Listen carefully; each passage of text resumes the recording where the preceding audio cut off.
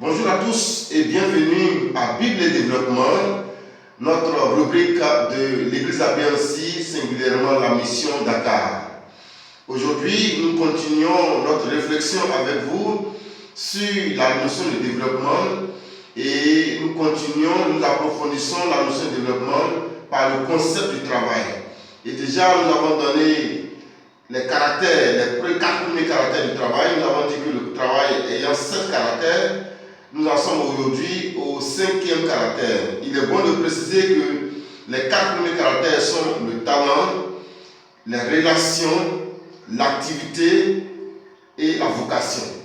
Aujourd'hui, nous en arrivons au 5e caractère qui n'est autre que l'accomplissement. L'accomplissement. Tout travail que nous faisons, quel que soit notre talent, quelles que soient les relations que nous engrangeons autour de nous chaque jour, quelle que soit la nature de notre activité et surtout la mise en œuvre de notre vocation, nous devons parvenir à une vie d'accomplissement. Nous devons parvenir à la notion d'accomplissement.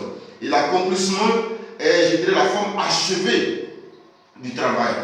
Qu'est-ce que l'accomplissement? On pourrait considérer l'accomplissement comme quelque chose qui constitue, n'est-ce pas, une motivation fondamentale et de tout être humain. L'accomplissement constitue donc une motivation fondamentale de tout être humain. Il est bon de signifier que cette motivation trouve son origine, n'est-ce pas, l'origine de cette motivation varie selon les individus. Donc les motivations de X ne sont pas forcément les motivations de Y. Et cette motivation peut trouver sa source dans le désir de plénitude, comme dans la satisfaction de divers besoins concrets et surtout la quête de reconnaissance sociale. Et si nous allons plus loin dans nos recherches en ce qui concerne le développement, nous comprenons que quelqu'un comme le psychologue américain Abraham Arnold Maslow, qui déjà en 1943 a placé l'accomplissement personnel au sommet de sa pyramide dite de la hiérarchisation des besoins. Abraham Arnold Maslow, ce psychologue américain, déjà en 1943, dans sa hiérarchisation des besoins qu'il a établi à travers une pyramide, décrit que tout besoin accompli entraîne, ou disons tout désir accompli, ou tout besoin satisfait entraîne la manifestation d'un besoin supérieur. Et il a énuméré les besoins en 5 catégories. Les besoins physiologiques, c'est-à-dire avoir la nécessité de manger, de s'accoupler, les besoins de sécurité, trouver un toit, les besoins d'appartenance, n'est-ce pas, ou les besoins sociaux. Il y a également en 4e niveau les besoins d'estime et il a chevronné tout ça par les besoins d'accomplissement. Les besoins d'accomplissement. Donc pour Abraham Maslow, tout homme part des besoins physiologiques aux besoins d'accomplissement. Quand on arrive à ce niveau-là, on peut dire alors qu'on est un homme accompli.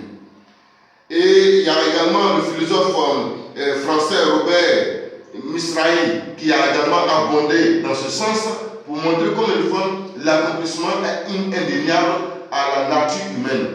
Mais ces deux personnages, le philosophe français et le psychologue américain, n'ont pas inventé, sinon qu'ils ont, n'est-ce pas, n'ont fait que trouver, n'est-ce pas, leur science au fondement même de la Bible. Parce que dit la Bible? Dès le commencement, la Bible nous dit que Dieu créa l'homme à son image et selon sa ressemblance. Il est bon d'indiquer que les 5 premiers jours, tout ce que Dieu a créé, Dieu a estimé que c'était bon. Donc il y avait déjà une notion de satisfaction. Jusqu'à ce qu'au 6e jour, Dieu dise que c'était très bon. Donc là, on parle donc d'achèvement, on parle d'accomplissement. Mais il est bon de comprendre que quand Abraham Maslow établit sa pyramide de hiérarchisation des besoins, ces besoins sont contenus déjà, n'est-ce pas, depuis la création, Dieu avait déjà émis cela dans l'homme. Les besoins physiologiques, les besoins de sécurité, les besoins d'appartenance, les besoins d'estime et les besoins d'accomplissement. Quand Dieu dit faisons l'homme, il est en train de mettre déjà dans l'homme la notion d'appartenance. Quand Dieu dit faisons l'homme à notre image, il y a la notion d'estime qui rentre en ligne de compte. Et puis quand il dit que c'est très bon, nous sommes donc en train de parler d'accomplissement. Donc déjà, Dieu lui-même avait déjà prévu ces choses dans la conscience humaine. Tout ce qui est développement était déjà incrusté dans la conscience humaine. La Bible parlant de David dit que David, avant sa mort, était un homme rassasié de jours, rassasié de gloire et rassasié de richesse. C'est-à-dire, c'était un homme accompli. Il a vécu une vie d'accomplissement. Quant à Isaac, la Bible nous dit qu'il était riche, il avait s'enrichissant et il était fort riche. Donc là, il y avait la notion d'accomplissement également au niveau d'Isaac. Et que dit de son père, Abraham, dont la Bible déclare que Dieu le bénit en tout. Dieu le bénit en tout. Donc Abraham était donc un homme accompli. Et notre Seigneur Jésus va donc donner la cerise sur le gâteau en disant à la croix, tout est accompli.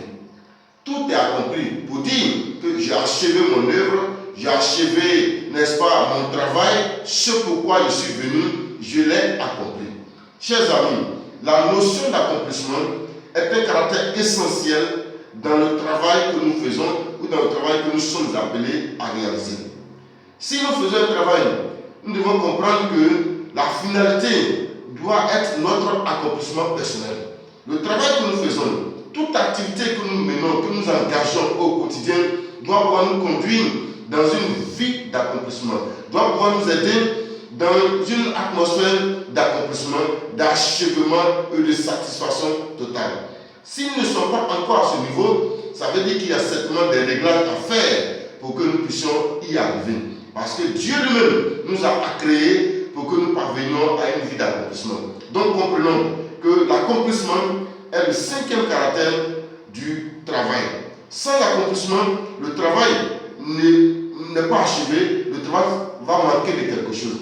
Parce qu'on a certes le talent, on a des relations, on a une activité qui certainement nous produit un mieux-être et nous faisons cette activité conformément à notre vocation, mais il est bon que nous puissions aspirer à l'accomplissement, que cette vocation nous conduise allègrement vers une vie d'accomplissement personnel, vers une vie d'achèvement, vers une vie de réalisation personnelle, une vie de satisfaction.